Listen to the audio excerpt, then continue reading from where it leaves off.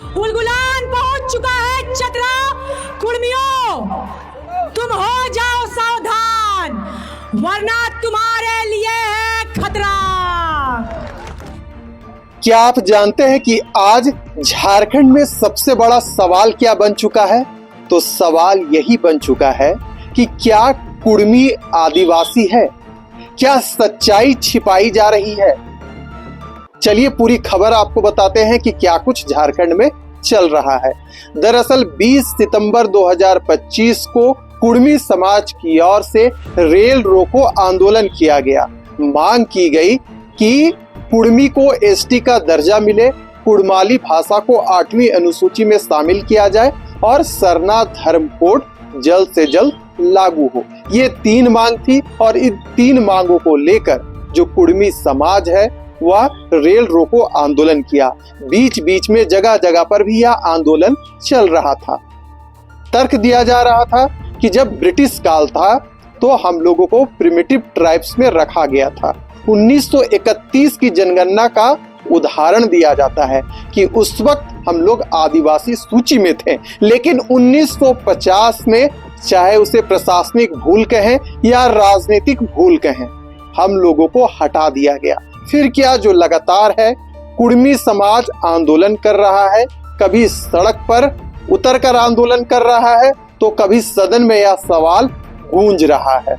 तो चलिए आज की खबर की करते हैं शुरुआत। हमारे साथ प्रतीक जी मौजूद हैं। झारखंड की राजनीति हो या सामाजिक दृष्टिकोण हो, सभी पर अपना रिपोर्टिंग करते आए हैं और क्या कुछ चल रहा है, क्यों यह जो मसला है इतना बड़ा बन चुका है, हम इनसे यह भी जानेंगे। लेकिन सवाल वही है कि क्या कुर्मी समाज सच में आदिवासी सूची में था ब्रिटिश काल में, और उनकी मांग इतनी तेज क्यों हो रही है? लेकिन उन सब में जो एक सबसे बड़ा जो विषय है, जो मुद्दा है, वह यह है कि झारखंड के विभिन्न कोनों में, विभिन्न जिलों में आदिवासी समाज की ओर से प्रदर्शन किया जा रहा है।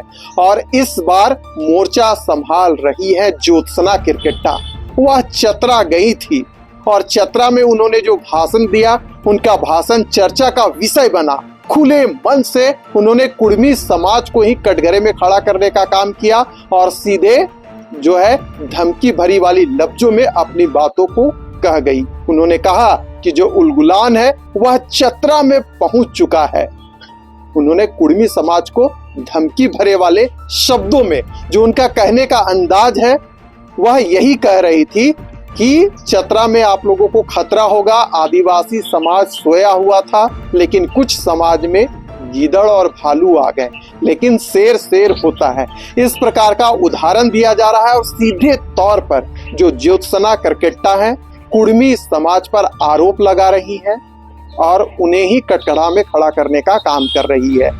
जबकि हम लोकतंत्र वाली देश में रहते हैं, सबका अधिकार होता है अपनी मांगों को लेकर धरना करना, प्रदर्शन करना शांतिपूर्ण तरीके से, जो कि कुर्मी समाज की ओर से किया गया था।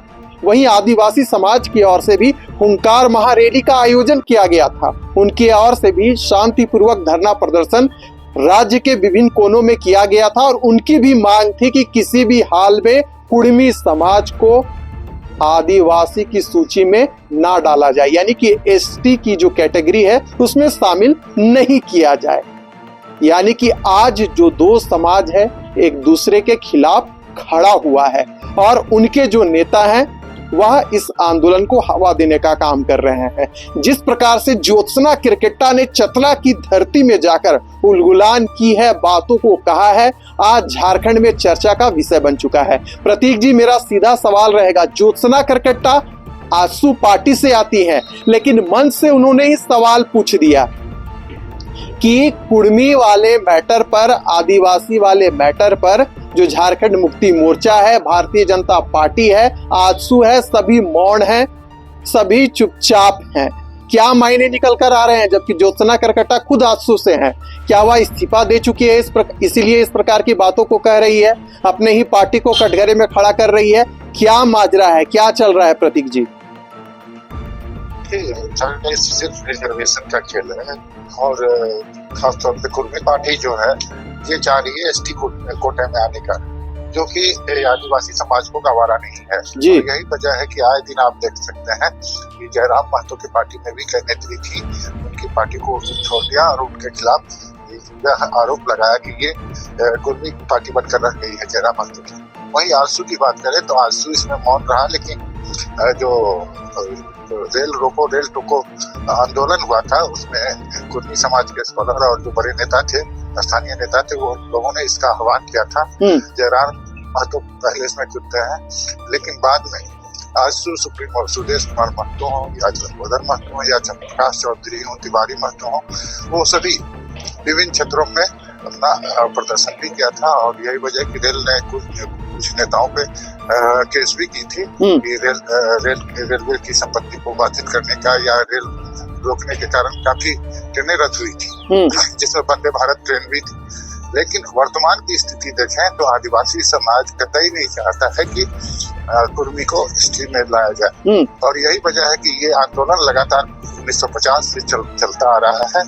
बीच बीच में ये काफी उग्र भी हो जाते हैं, और आप देखें कि लगातार जब ये कुर्मी आंदोलन हुआ तो उसके बाद आदिवासी आंदोलन भी होना तय था, और कई जगह पर मोराबादी मैदान हो, प्रभात तारा मैदान हो, कई जगहों पर आदिवासियों ने भी प्रदर्शन किया और कहा कि वो कुर्मी समाज जो है वो आदिवासी नहीं है और वो काफी संपन्न है, लेकिन रिजर्वेशन का लोभ जो है कुर्मी समाज को भी मिले, इसको लेकर कुर्मी समाज भी काफी एक्टिव नजर आ रहा है। अच्छा प्रतीक जी, सबसे बड़ा सवाल बन चुका है कि अगर हम निशा भगत की बात करें, जो एक आदिवासी नेत्री बनकर झारखंड की राजनीति में आई, अपने समाज की मुद्दा को उठाया, विषय को उठाया, सर्वप्रथम वह झारखंड जनता दल यूनाइटेड को ज्वाइन की, उसके बाद फिर कांग्रेस में चली गई, चुनाव लड़ने के लिए झारखंड लोकतांत्रिक क्रांतिकारी मोर्चा में चली गई, और फिर उन्होंने आदिवासी सरना समिति है वह ज्वाइन किया। तो उन पर भी सवाल उठ रहे हैं। लोग तो यह भी कह रहे हैं कि खुद आदिवासी समाज एकजुट नहीं है।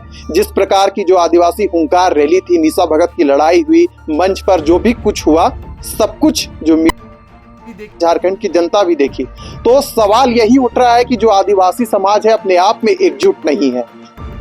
बड़ा सवाल है प्रतीक जी। देखिए, ये बात आपने सही कहा कि आदिवासी समाज एकजुट नहीं है, और यही वजह है कि जब आंदोलन के ये हुंकार रैली की बात आई तो एक पार्ट जो है वो मोराबादी मैदान में प्रदर्शन करता है, तो दूसरा प्रभात तारा मैदान। बिल्कुल।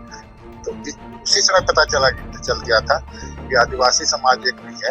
अगर बात करें कुर्मी समाज की, तो मैं ये भी कह सकता हूँ कि कुर्मी समाज भी एक नहीं, क्योंकि आज आप देखिए जेएमएम में भी कुर्मी नेता है, भाजपा में भी कुर्मी नेता है, कांग्रेस में भी कुर्मी नेता है, लेकिन कोई खुलकर सामने नहीं आया। और यही वजह है कि कुर्मी अपने जो कुर्मी बड़े नेता है जो आंदोलन में भागने लिए थे, उनका पुतला दान किया था। बिल्कुल। तो अगर कमोबेश देखा जाए तो दोनों कुर्मी समाज में भी और आदिवासी समाज में भी दो खेमे में लोग बटे हुए हैं। अच्छा प्रतीक जी, मेरा एक सवाल रहेगा, अगर हम झारखंड मुक्ति मोर्चा के विधायकों से प्रश्न करें तो वह मौन हो जाते हैं। भारतीय जनता पार्टी भी इस पर कुछ कहने से बचती हुई दिखती है। हालांकि आजसू खुलकर समर्थन किया था कुर्मी जो आंदोलन हो रहा था। टाइगर जयराम महतो जो कि झारखंड लोकतांत्रिक क्रांतिकारी मोर्चा के सुप्रीमो है, उनका तो खुलकर समर्थन रहा था। लेकिन जो केंद्र बिंदु है झारखंड में जो पार्टियां, अगर कांग्रेस की बात करें, झारखंड मुक्ति मोर्चा की बात करें या भारतीय जनता पार्टी की बात करें, तो सब मौन है, कोई परेशान है, तो कोई राजनीतिक चाल चल रहा है। आखिर चल क्या रहा है? देखिए, आपने जो कहा एकदम बिल्कुल सही कहा है। जो खासतौर पर अगर कोई कुर्मी नेता से आप बात कीजिए, या वो खासतौर पे जेएमएम के हों, कांग्रेस के हों या भाजपा के हों, ये आंदोलन एक ऐसा आग है जिसमें कोई हाथ नहीं डालना चाहता। बिल्कुल। और यही वजह है कि जो भी कुर्मी के बड़े नेता जेएमएम में हो या भाजपा में हो या कांग्रेस में हो, वो खुलकर नहीं आ रहे हैं। रही बात आजसू की बात आपने कही कि कुर्मी आंदोलन में वो लोगों ने भी बढ़ चढ़ कर भाग लिया। जैसा कि मेरे जेएमएम के बड़े नेताओं से बात हुई थी, तो उनका यह साफ कहना था कि अगर कुर्मी आंदोलन सुदेश कुमार महतो या लंबरधर महतो या जयप्रकाश चौधरी जो खुदे वजह थी जयराम महतो जी। जयराम महतो पहले इस आंदोलन में कूद गए और अभी तक जो देखने को आया है कि कुर्मी नेताओं में सुदेश कुमार महतो का भी काफी वैल्यू है और काफी बढ़ चढ़ कर कुर्मी का प्रतिनिधित्व भी वो करते हैं। बिल्कुल। और इस होर में कौन कुर्मी का बड़ा नेता है, इसको लेकर सुदेश कुमार महतो को भी इसमें कूदना पड़ा। और इसकी जो कहिए कि आगे के इलेक्शन में खास तौर पे जी, अभी अब कोई भी इलेक्शन होगा जी, तो इसका प्रभाव आजसू पे भी पड़ सकता है और जयराम महतो की पार्टी पर भी।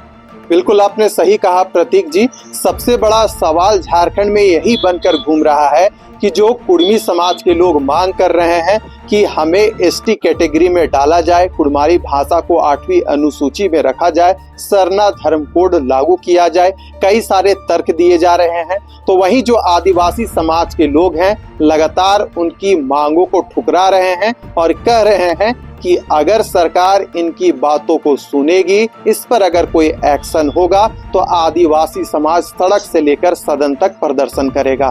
तो वहीं झारखंड में एक चीज और देखने को मिल रही है कि जो विभिन्न आदिवासी संगठन है आपस में एकजुटता की कमी दिख रही है। यही कारण है कि प्रभात तारा धुरुआ मैदान में जो हादसा कह ले या जो भी कुछ हुआ निशा भगत के सामने झारखंड की जनता ने उसे देखने का काम किया था। लेकिन मौजूदा समय में ज्योत्सना करकट्टा जो कि आजसू पार्टी से आती हैं, अभी मौजूदा समय में आदिवासी समाज का जो भी विषय है उसे उठाने का काम कर रही हैं।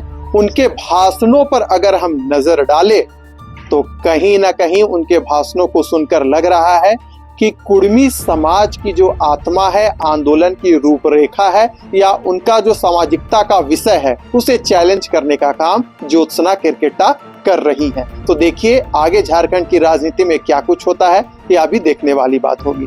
फिलहाल दीजिए हमें इजाजत।